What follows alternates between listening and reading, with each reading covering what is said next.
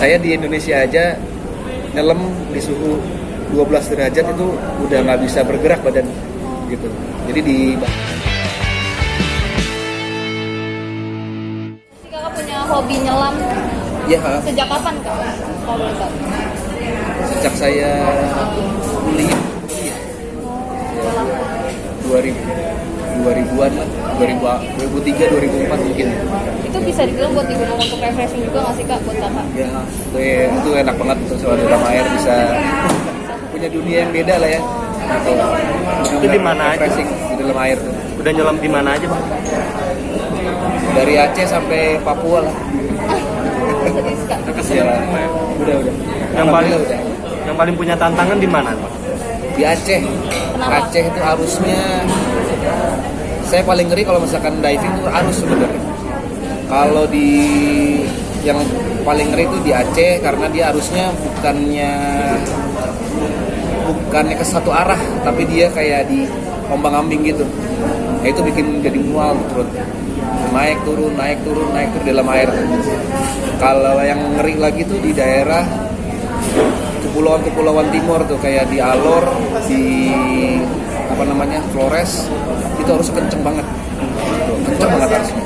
Jadi kalau misalkan diving kita kan Flores dibagi dua tuh, utara selatan. Saya lebih di utaranya. Kalau di selatan tuh harus kenceng dan banyak yang berputar ya di bawahnya ya gitu. Yang ngeri lagi di daerah Sulawesi sama beberapa tempat di Bali. Karena itu downstream, arusnya ke bawah, bisa narik orang ke bawah. Agak ngeri sih. Saya lebih ngeri arus. Paling jauh kedalaman berapa, Bang? 75 ya. Kak, mungkin kalau tempat diving yang paling berkesan gitu buat Kakak sendiri yang paling indah gitu, di mana sih? Di Indonesia Timur itu indah banget. Terus di Bali keren banget, ikannya gede-gede, ikan yang matahari. Di Sulawesi itu keren banget juga, tak kalah lah sama Papua. Papua juga keren banget, kayak bersih gitu ya, alami. Di Sulawesi bagian Makassar, bagian Tenggara, pengalaman beda lagi di pasir hitamnya, mikro ya. Indonesia keren banget sih, banyak banget variasinya, banyak banget gitu. Bang, Ya. kepuasannya seperti apa sih, Bang? Karena kan nih adrenalinnya tinggi banget ya. Ya. Seperti apa, Bang? Kalau ngelihat makhluk-makhluk itu menyenangkan juga ya, makhluk-makhluk air gitu ya. Terus ada beberapa tempat yang kayak dijadiin wahana bermain gitu di beberapa tempat. Misalkan ada tempat yang namanya slingshot, spot namanya slingshot.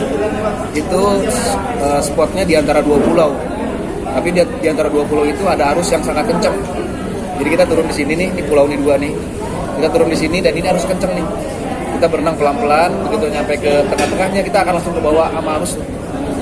Yaitu di bawahnya tuh ada karang, tapi karangnya bagus banget. Kita tinggal mainin buoyancy aja, atur nafas, naik turun, jangan sampai kejurus sama karang ya gitu. Nah di ujungnya tuh kayak ada namanya wash machine gitu. Kita muter, kita harus keluar dari situ untuk bisa berhenti kena pusaran gitu, harus ke kanan. Gitu. Itu penting banget. Intensitasnya lu berkurang dong? Bukan sama sekali nggak ada. Karena kan susah kesana. Terakhir berarti kan 2019? 2019 ya 2018. Jadi ikut komunitas gitu juga ya Kak, diving? Bukan komunitas sih karena abang kan suka diving, keluarga sih. Keluarga ya. Jadi melibatkan keluarga juga nih, mungkin istri juga ikutan nggak sih Kak? Istri.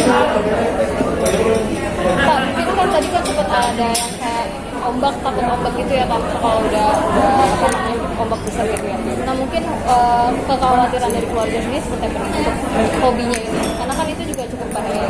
Ya, emang harus paham, dibekelin dari hal yang paling mudah dulu.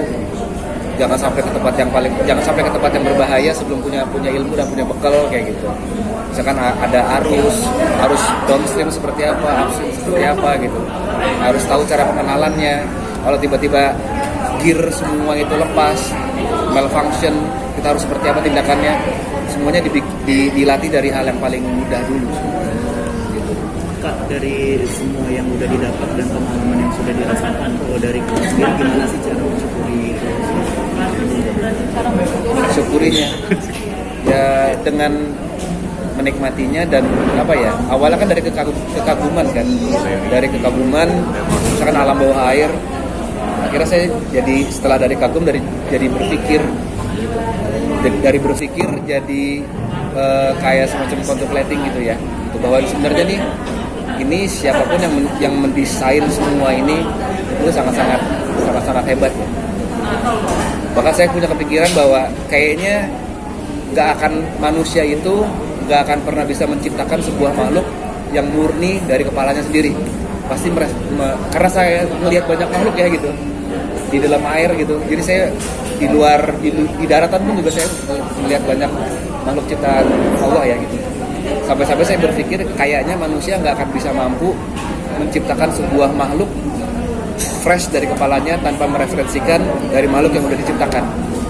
Karena mungkin saya berpikir, ya ini pendapat pribadi saya bahwa kayak Tuhan nih menciptakan semua makhluk sampai-sampai nggak memberikan kesempatan manusia untuk bisa menciptakan, mendesain makhluk hasil kreasi kepalanya manusia. Makanya saya jadi ini yang mendesain tuh yang keren banget ya gitu. Pengen tapi agak-agak ngeri sih. Di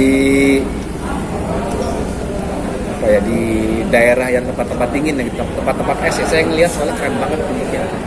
Kita ada es kena matahari dari atas, itu keren. Cuman saya nggak tahu ya. Saya di Indonesia aja nyelam di suhu 12 derajat itu udah nggak bisa bergerak badan gitu. Jadi di Bali, di selatnya, kalau kita makin ke bawah itu makin dingin tuh. Itu sekitar 12 derajat. Itu badan saya udah susah bergerak. Apalagi kalau misalkan di sana gitu. Saya nggak tahu di dinginnya kayak apa. Itu udah pernah maksudnya sampai 12 derajat kayak gitu sampai berapa? Iya, di mana di Bali tuh untuk bisa ngeliat ikan ikan matahari ya. Dia kan sukanya di tempat air dingin tuh. Kita harus masuk ke air dingin, itu dingin banget. Oke. Ya, Mas Doni, Terima kasih banyak.